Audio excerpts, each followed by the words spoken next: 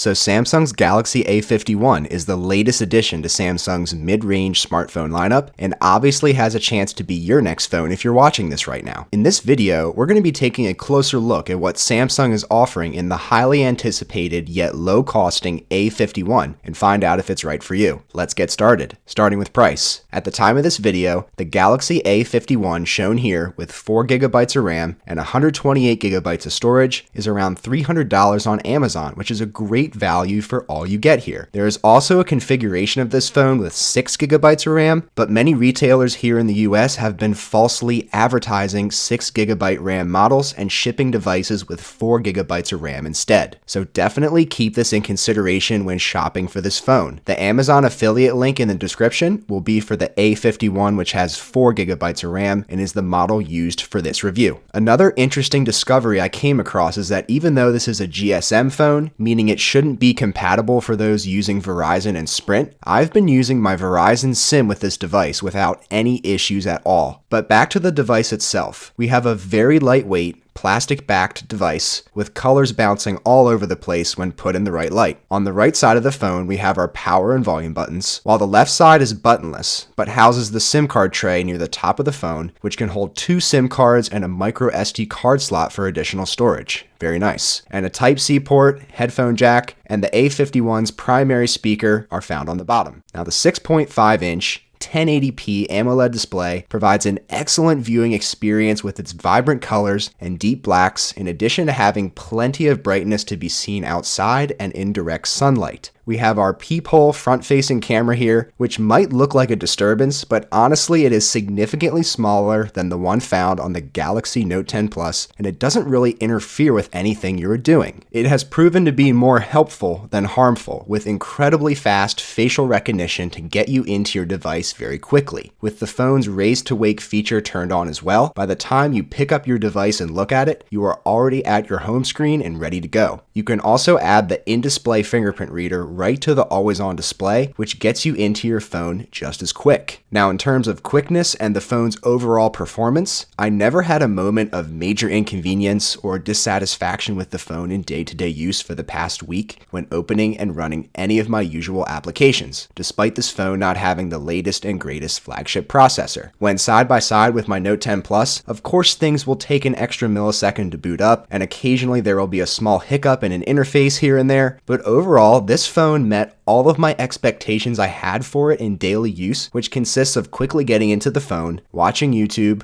playing some games, checking emails, and browsing the web, texting and calling, and listening to music. Sadly, the A51 does not have a dual speaker setup, which you may have been hoping for, but honestly, the single bottom firing speaker was perfectly good for watching hours of YouTube on end, and it gets plenty loud, which is great. The speaker on top will be used for your phone calls, and all of the calls I made and received for the past week sounded crystal clear with no issues at all. But it didn't take long for me to start seeing small pieces of debris getting caught up in that smaller speaker, so it's definitely something to keep in mind for in the long term. Now, heavy usage is no challenge for the A51 with its 4,000 milliamp hour battery, which will always get you through your day. 3 hours of watching YouTube only took 20% of the battery, which equals out to potentially 15 hours of YouTube on a single charge, and a half hour of gaming took only 5% of the battery, meaning there is plenty of room for heavy usage and still having lots of juice left for your basic tasks. And fast charging is here on the A51, which will get you back up in the 70% or so range after an hour of charging, and up to full in about an hour and a half. Another impressive area of this phone, considering its price point, is its camera offerings. On the rear, we have a 48 megapixel main camera, which takes great shots, a 12 megapixel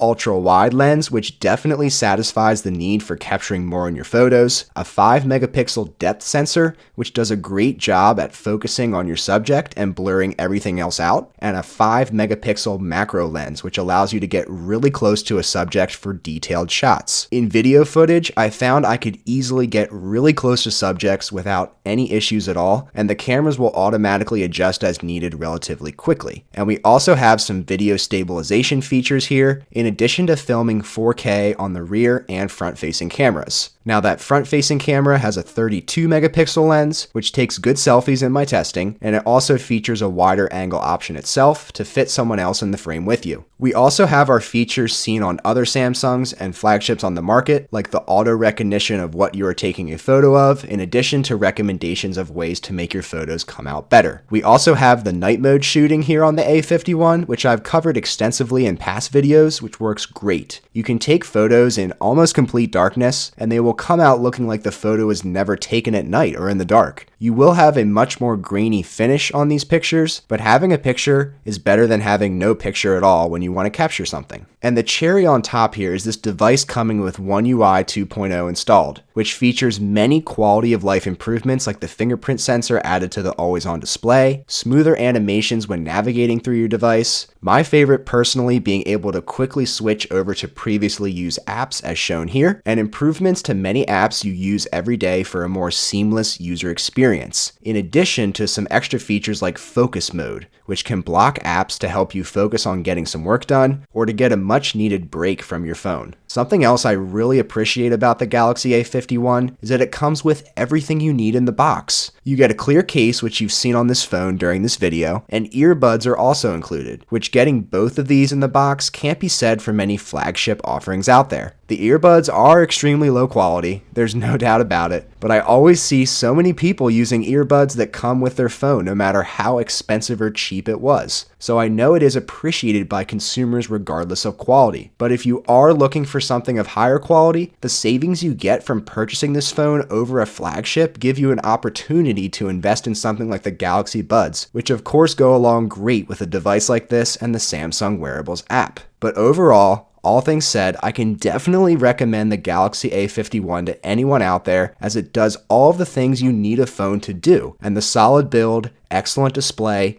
great software, good cameras, and a hefty battery to power it all is definitely a worthwhile investment at $300. But what are your thoughts on the Galaxy A51? Let me know in the comments below. And if you enjoyed this video, then be sure to give it a thumbs up, and please consider subscribing to the Shane Symonds YouTube channel today and hitting that bell icon for notifications. I hope to see you guys around for the next video. Thanks so much for watching. Take care.